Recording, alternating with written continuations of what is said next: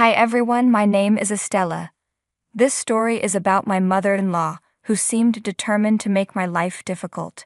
From the start, my mother-in-law, Lisa, never liked me. She's a bit old-fashioned but often takes it too far. My husband, Rhett, and I lived far away from them for years, so Lisa couldn't do much to bother me. But when Rhett got a better job near them, we moved closer, and I found myself dealing with her again. I wouldn't have minded handling Lisa because I grew up with toxic and controlling parents, so I knew how to deal with people like that. Plus, my father-in-law, Vince, was always supportive of me. The real problem started when Lisa had access to my 8-year-old daughter, Julie. Julie is a sweet child who loves being around her family. Since we were already not talking to my parents, Vince and Lisa were the only grandparents she had. I tried to put my issues with Lisa aside so Julie could have a good relationship with them. Rhett also thought his family was important, so cutting Lisa off wasn't an option. Vince and Lisa were loving towards Julie, but Lisa had one big issue. She would always say, "I don't like how you feed Julie, Estella. She's not eating everything she should. She needs more nuts for protein. You're taking away good food from her meals." I would reply, "That's because she's allergic to nuts, Lisa. I've told you before that even the smell of nuts can cause a serious reaction." But Lisa wouldn't listen. She'd say, "That's nonsense, Estella. If you keep babying Julie like this, she'll never outgrow her allergies. You need to expose her to those foods so she can overcome her allergies. What you're doing is wrong. You're depriving her of nutrients and being a bad mother. But I expected that from you." I would explain, "Lisa, we've consulted a pediatrician, and we feed Julie balanced meals. People can live without eating nuts, but Julie will have a severe health issue if she eats them." But Lisa never accepted what I said or what the doctor advised. She was convinced that exposing Julie to nuts was the only way to get rid of the allergies. I was tired of explaining that Julie simply couldn't have food she was allergic to. Lisa would just call me a bad mother and try to convince Julie to eat the foods she was allergic to. Thankfully, Julie knew what could happen if she ate those foods, so she always refused. I decided to talk to Rhett because I was getting more and more worried about Lisa. I told him, "Rhett, I'm having trouble leaving Julie alone with Lisa. She's ignoring my warnings and trying to feed Julie what she wants. I'm afraid she'll sneak some allergens into her food for exposure therapy." Rhett responded, "Don't be ridiculous, Estella. My mom might be old-fashioned, but she knows what she shouldn't do. Besides, Dad is always there to stop her from experimenting. Julie loves spending time with her grandparents. We can't just tell her to stop seeing them." But I insisted, "Lisa isn't changing her attitude about allergies, and I'm really worried about Julie's safety. We need to do something because I'm sick with worry every time Julie is with them without me." Rhett tried to reassure me, saying, "Relax, Estella. There's no need to cut off my parents over something so small. Julie needs the love of her grandparents, and she's happy with them. Since you're so worried, I'll talk to my mom. I'm sure she'll listen to me." Rhett's words were true in one way. Julie really did love her grandparents. I couldn't bear to tell her to stop seeing them. If Julie had ever told me she didn't want to see them, I would have listened. I would have stopped it right away if I had known that no one could control Lisa. Even Rhett couldn't get Lisa to change her ways, and her stubbornness led to terrible consequences for Julie. It all happened at Julie's 10th birthday party. Of course, Vince and Lisa were invited, and they promised to come.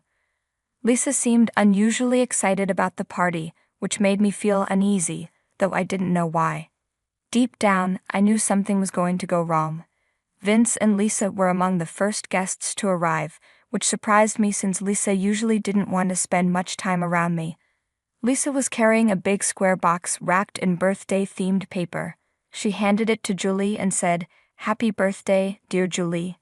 Here's your gift. Grandma has got you the best gift ever." "Thank you so much, Grandma. The gift is so big." "What's in it?" Julie asked excitedly. "I don't know, Julie," Vince replied. "Grandma picked the gift herself and wouldn't even tell me what it is. We'll both find out when you open it. Here, Julie, open Grandma's gift and see what she got you. I'm sure you'll love it. It'll be your absolute favorite." Lisa encouraged. "Really, Grandma? I can't wait to see what you gave me. I'm so excited," Julie said with enthusiasm. "We can open all the gifts after cutting the cake, Julie. Let all your friends come first, And then you can start opening presents, I suggested. No, no, no, no. You need to let Julie open my gift before she cuts the cake. That's the whole reason I came early, to give her my gift. Lisa insisted. I started getting suspicious because Lisa was acting strange, but Julie looked so happy to get a nice gift from her grandma. The gift was big and heavy, so she was really eager to open it. Since Julie was so excited, I let her start opening her gifts when all her friends arrived. Lisa had told Julie the gift needed to be opened before the cake, and Julie was really determined to do it that way. I didn't want to make her sad on her birthday, so I agreed. But I had no idea how disastrous it would be. On her birthday, Julie and I were betrayed by the one person we were supposed to trust. Lisa not only ruined Julie's birthday but also turned everyone against her. As soon as Julie opened her gift, she found a big cake inside the box with her name on it. Her happiness lasted only a minute before she suddenly passed out. Rhett and I rushed to our daughter, terrified and confused about what had happened. Then I noticed her throat swelling up and I was in shock. Rhett ran to get the EpiPen while someone else called the police. I knew who was responsible, so I turned to Lisa and demanded, "Lisa, what did you give Julie? What's in that cake?" "Nothing, Estella. It's just a normal cake. I don't understand what happened. You must have done something to make Julie faint. I warned you this would happen because you haven't been giving her proper nutrition." Lisa responded, trying to shift the blame onto me. "Don't try to blame me, Lisa. She was happy and fine just a moment ago, and now she looks like she's having an allergic reaction. Tell me what you did," I shouted, panic rising in my voice. "Lisa, you better not have put something in that cake. I knew I should have kept an eye on you when you promised to get her the best gift ever. Look at Julie, she's turning blue," I yelled, fear gripping my heart. I ignored Lisa and focused on Julie. Rhett came running with the EpiPen and I quickly used it on our daughter. While the swelling in her throat went down a bit, she was still unconscious. We knew that taking her to the hospital was the only way to save her completely. Everyone in the room was extremely worried about Julie. I had tears in my eyes, and Rhett looked like he was about to cry too. Lisa was already crying and looked a little scared. At that moment, I decided to cut open the cake to find out what was inside. What I found shocked me to my core. Why on earth did you give my daughter a cake filled with nuts? Are you insane, Lisa? I've told you countless times that she's allergic to nuts. What's wrong with you? You ignored my warnings and put nuts in the cake anyway. How could you be so stupid? Lisa tried to defend herself, saying, "I was only trying to help Julie. I didn't mean to hurt her." I hated that Estella was keeping her from eating so much good food. Yes, she might have a bad reaction sometimes, but exposure to nuts would have solved the problem. Rhett was furious and shouted, "Mom, are you freaking insane? My daughter is allergic to nuts. She could have died from this reaction. Who gave you the right to decide how to handle her allergies? Look at what you've done." Lisa, still in denial, said, "I'm her grandmother, Rhett. I have the right to look after my baby. I'm telling you, she'll be fine after a while. You all are overreacting just to scare me and punish me for nothing. I bet this is all Estella's plan to make me look bad." I was livid and warned Lisa, "If I had my way with you today, you'd pay dearly for what you've done. But right now, making sure my daughter is okay is more important." As I finished speaking, the ambulance arrived with the paramedics. They took care of Julie and rushed her to the hospital with us. The doctors there said that Julie would need time to wake up and would have to stay in the hospital for a day or two. I completely broke down in the hospital, crying in Rhett's arms. He held me tight, and we comforted each other. After I pulled myself together, Rhett called Vince to let everyone know that Julie was no longer in danger. When Rhett hung up the call, I looked at him and said, "Rhett, I will never forgive Lisa for what happened today. Do you realize she could have killed our daughter?" Rhett replied, "I've been thinking about it, Estella. Trust me, I wouldn't have believed it if I hadn't seen it with my own eyes. My mother has turned so cruel that I don't even recognize her anymore. Lisa did this just to prove that you're a bad mother. She pretended she wanted Julie to be happy, but she didn't even stop to think that she was putting her in danger. Even after everything, she kept saying that you staged the whole thing. Estella, today I realized how far my mother can go to make you look bad. I can't tell you how sorry I am. I should have limited her presence in our lives a lot sooner. I failed to protect Julie from my mother. I feel like a bad husband and an even worse father, Rhett said, starting to understand the seriousness of the situation. While Vince had been a good grandfather, Lisa had crossed all boundaries that day. She had gotten away with all her previous stunts, but this time we weren't going to let her off easily. My husband and I had a serious discussion about the situation and made a decision right then and there, while Julie was still in the hospital. When we decided to go back home, Vince, Lisa, and a few guests had stayed behind to get updates on Julie's condition. It was the perfect time to confront Lisa. By the time we returned home, it had been 2 hours since the incident. We found Lisa and Vince sitting in the living room. Vince was still scolding Lisa while she ignored him and typed away on her phone. Beside them lay the real birthday cake that Julie didn't even get a chance to cut. The sight brought tears to my eyes again, but I held them back. As soon as they saw us, Vince and Lisa rushed over to us. I said, "Julie is in good hands now, and she will recover soon. She's still unconscious, but the doctors are positive she'll wake up soon." Vince sighed in relief. "Thank God Julie is all right. I was going insane with worry about her condition." But Lisa, still in her delusion, said, "See, there was nothing to worry about. It wasn't even a big deal. Julie will be fine, and her immunity against nuts will improve in no time. Her allergies will be gone. I told you I know what's best." At that moment, Rhett couldn't hold back anymore. He started to yell at Lisa, tearing into her for everything she had done. Vince also joined in, giving Lisa a piece of his mind. The guests were shocked, looking at Lisa with disgust. I was burning with anger too. I said, "Enough is enough, Lisa. We've given you multiple chances to prove yourself, but even after sending my daughter to the hospital, you have no remorse for your actions. This is the last straw. We will never allow you near our or Julie's life again. You are banned from this house too." Lisa snapped back, "You have no right to tell me where I can or cannot go. My son won't allow you to cut me off over nothing. I know this is all you ever wanted, but I won't let you take away my granddaughter just because I don't agree with your parenting. Rhett knows I'm right, and he will support me."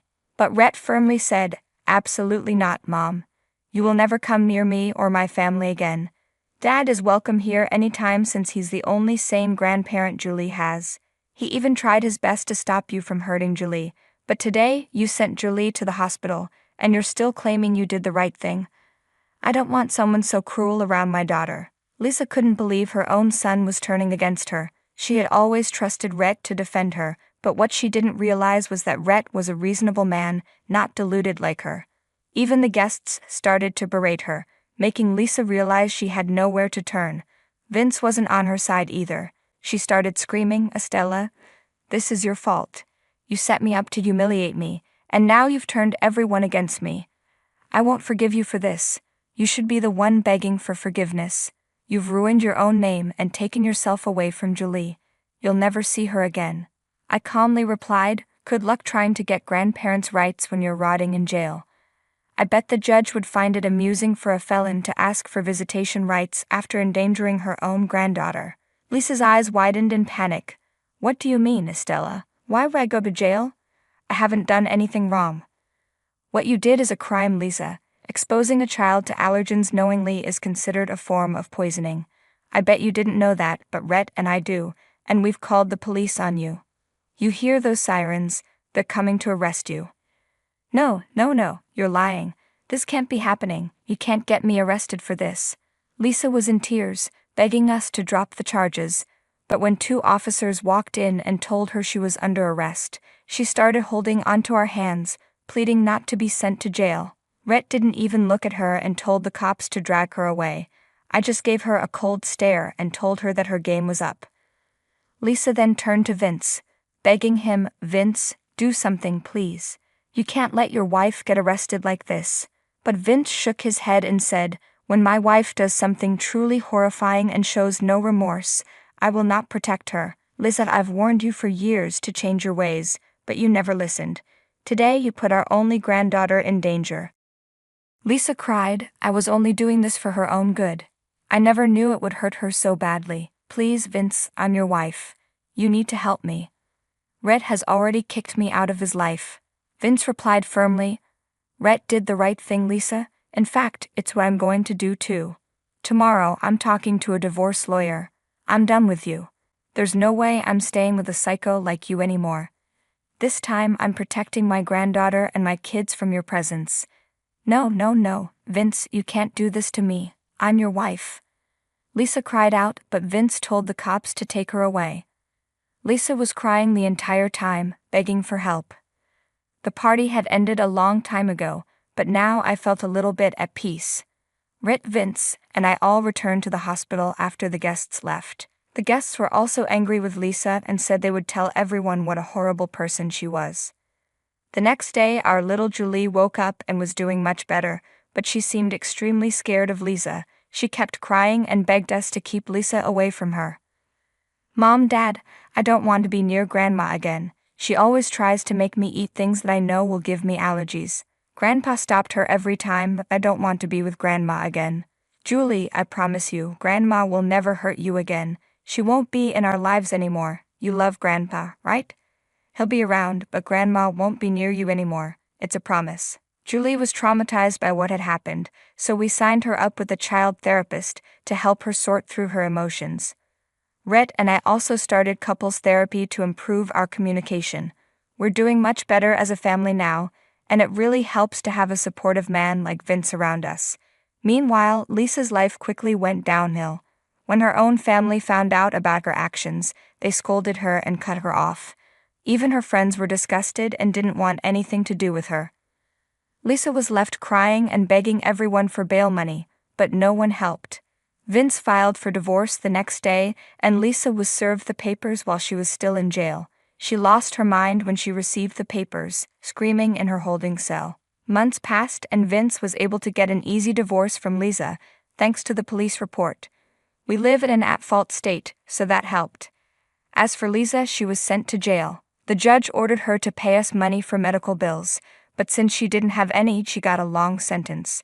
We filed restraining orders against her, so she's legally required to stay away from our family. We're positive she won't be able to come near us again, but if she tries, she'll have to deal with Mama and Papa Bear, who will do anything to protect Julie.